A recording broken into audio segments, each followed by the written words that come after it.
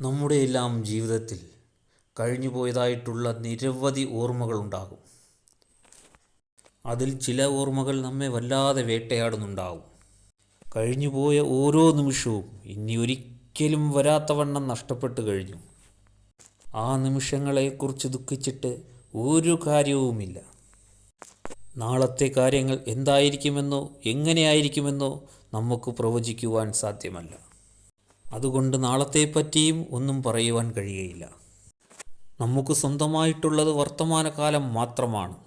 ഇത്തരുണത്തിൽ നമ്മോടൊപ്പമുള്ള വർത്തമാനകാലത്തെ നന്മകളാൽ സന്തുഷ്ടമാക്കുക എന്നത് മാത്രമാണ് നമുക്ക് കരണീയമായിട്ടുള്ളത്. അതുകൊണ്ട് ഭൂതകാലത്തെ ഓർത്ത് ദുഃഖിക്കാതെ, ഭാവിയെക്കുറിച്ച് വേവലാതിപ്പെടാതെ വർത്തമാന കാലഘട്ടത്തിൽ നാം സന്തുഷ്ടമായി ജീവിക്കുവാൻ വേണ്ടി ശ്രമിക്കുക.